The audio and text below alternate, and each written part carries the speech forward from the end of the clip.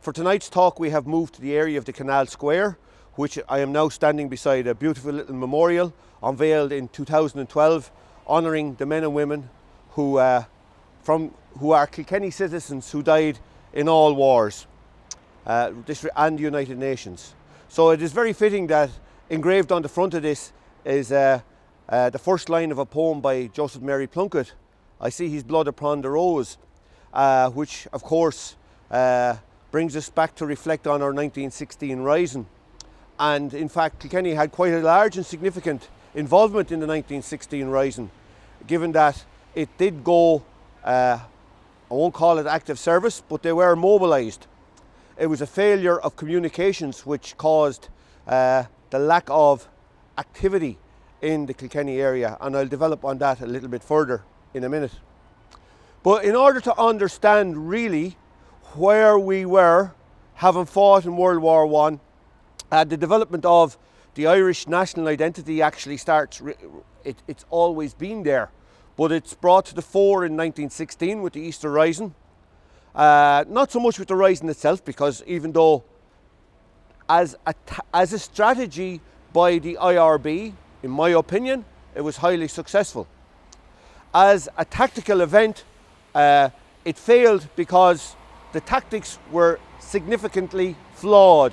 It was going to always be very difficult to hold strong points within Dublin City without the proper arms and ammunition. It wasn't for want of manpower. You didn't need that many people to defend a built-up area like Dublin, but they hadn't enough arms and ammunition, and they certainly hadn't got the mutual support from each other's location that they would have needed in order to develop it and make it more successful. I personally see it as having a lot of potential to have been much more successful had maybe much more equipment been available. However, I do understand that the IRB needed to act, and they needed to act when they did, or else it may never have happened at all. But to get to 1916, we first have to consider how the Irish National Volunteers became established in Kilkenny here, and that starts in March 1914, when two men, Tomás MacDonagh, who had been a school teacher here in Kilkenny and taught in St. Kieran's College for a number of years, and Roger Casement, addressed a large crowd on the parade in March 1914. And it's after this parade that the first formal company of Irish National Volunteers exist in Kilkenny City. It becomes quite large very quick. In fact, in the modern terminology, you wouldn't call it a company, you would call it something much bigger, because it developed to the size of approximately 600 people. When I say 600 people, I mean 600 people from the county who joined the Irish National Volunteers, which was centred on Kilkenny City. So after the volunteers were formed in Kilkenny City, the command structure was a bit complex, because within the governing committee of the Irish National Volunteers in Kilkenny City, you had elements of Sinn Féin, the Ancient Order of Hibernians, the Irish Parliamentary Party, and regular citizens. So it was a very complex and dynamic command structure, which didn't lend itself to being driven by one strategy. However, events overtook the Irish National Volunteers nationwide, in that in June 1914, Gavrilo Princip shot dead Archduke Ferdinand and Sophie Chopek, and we talked about that last Tuesday night. So this led to an immediate or eventual declaration of war by Great Britain against Germany, and immediately the Ulster Volunteers and the Unionist tradition in the north of Ireland saw an opportunity to enhance their desired end state in relation to Home Rule. In other words, they didn't want the Home Rule to be a 32 county Home Rule. John Redmond, on behalf of the Irish nationalists in Southern Ireland, also saw it as an opportunity to enhance a 32 county Home Rule concept that he had desired for, and that was actually voted for in the Third Home Rule Act, which had recently passed in Westminster. However, this call by Redmond for the Irish National Volunteers to support the war effort met with some opposition. And so much so that in the middle of September 1914, at a large parade here in Kilkenny City, down in what we now know as the Market Yard, there was a big meeting and a split occurred in the Irish National Volunteers. Of the over 600 Irish National Volunteers on parade, approximately 40 of them decided that they would not support John Redmond, that they would instead support Owen MacNeill's call to use the war in Europe to enhance Irishness and create an opportunity that could be pushed for, and they could use it to create a split with the United Kingdom. The guys who moved off under the command of a gentleman called Tom Tracy marched off the Market Cross, or the Market Yard, and moved up to what we now recognise as being Kittler's Inn, where there was a hall called Bamba Hall, or Irish Hall, and there they formed the headquarters of what would now become known as the Irish Volunteers. So the Irish Volunteers from the time of the split would be seen as supporting Owen MacNeill, and the National Volunteers, as they would become, are the soldiers who supported John Redmond's advocacy of supporting the war effort, thereby enhancing the cause of Home Rule and Ireland. So the story of the National Volunteers is well told and is not part of the rest of tonight's story. We now concentrate on the Irish Volunteers. So the Irish Volunteers, small nucleus of a company that was formed in Kilkenny that day, began training. And the training was under the tutelage of a man called Ginger O'Connell, who was an officer from headquarters, who had been sent down to Kilkenny in order to develop their abilities in the city and county.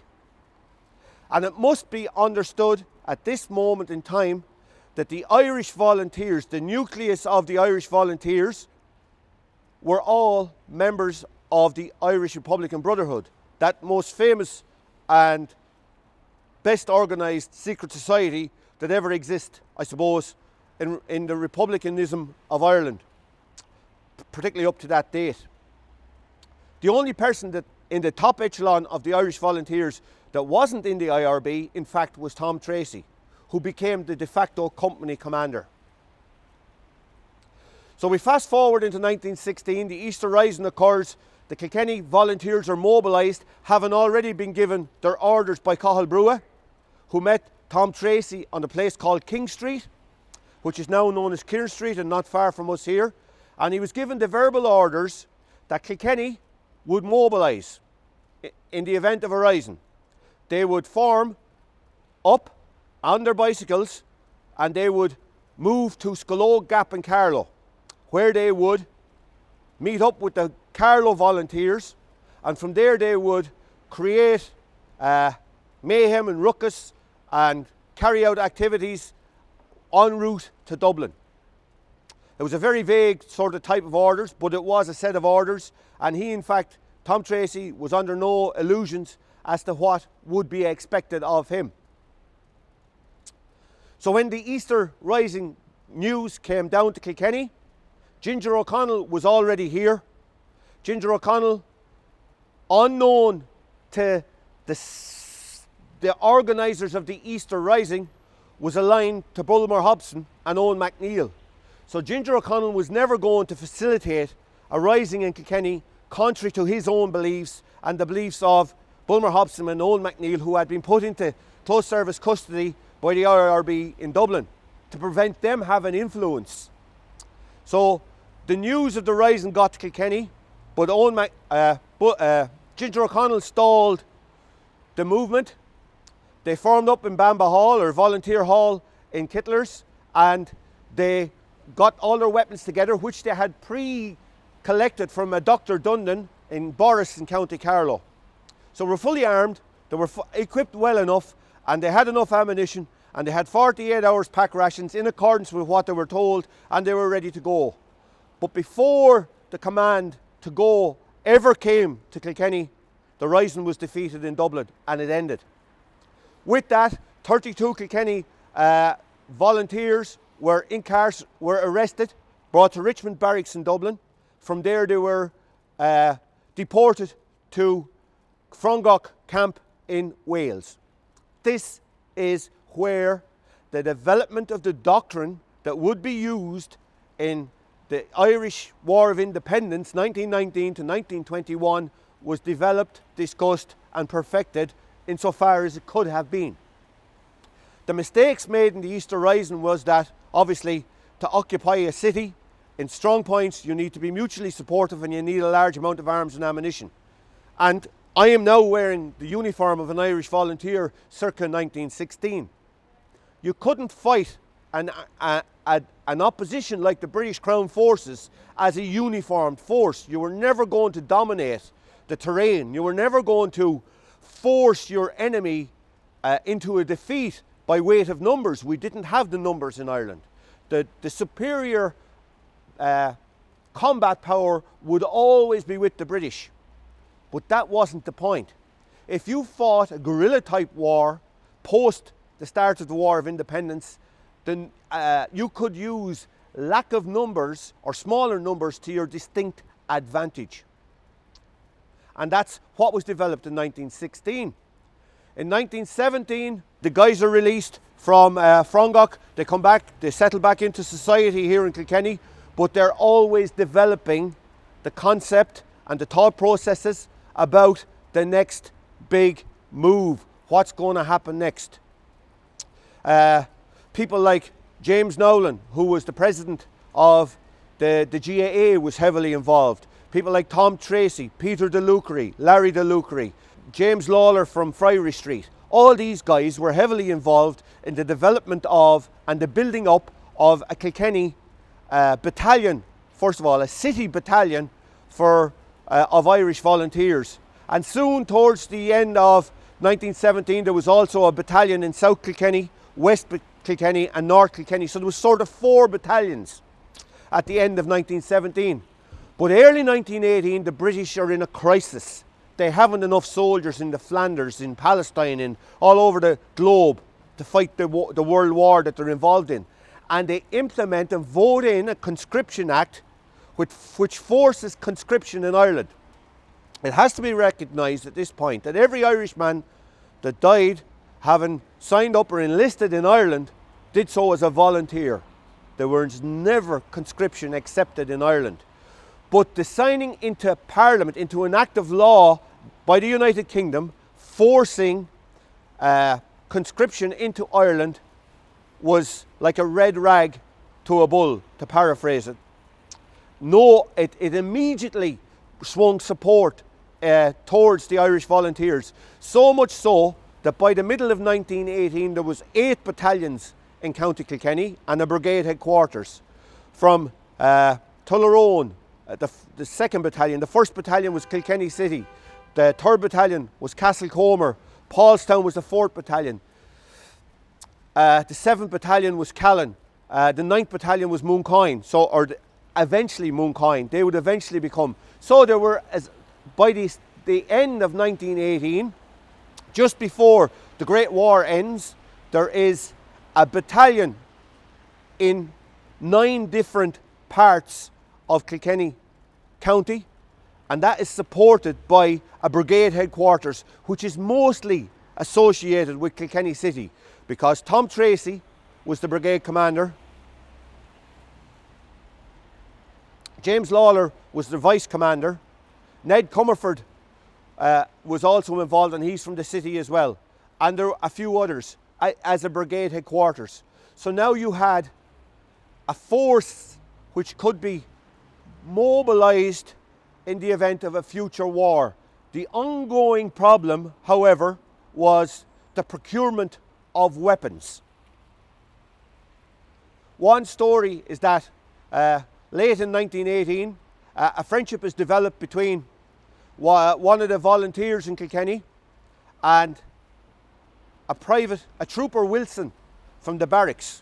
He was a member of the 2nd King Edward Horse, who were the occupying cavalry regiment in what was then Kilkenny Barracks. And he had fallen in love with a local girl, and he was trying to save up enough money to elope with her. And he decided that he would be willing to sell 303 rifles for £1 each. And this was arranged through a barber on John Street by the surname of Brennan. So Mr. Brennan arranged with Trooper Wilson that at the Ballybox Street end of the barracks, at a given point in time on a given even, he would throw a 303 rifle over the wall. A weighted envelope with a £1 note would be thrown back. And that happened 10 times.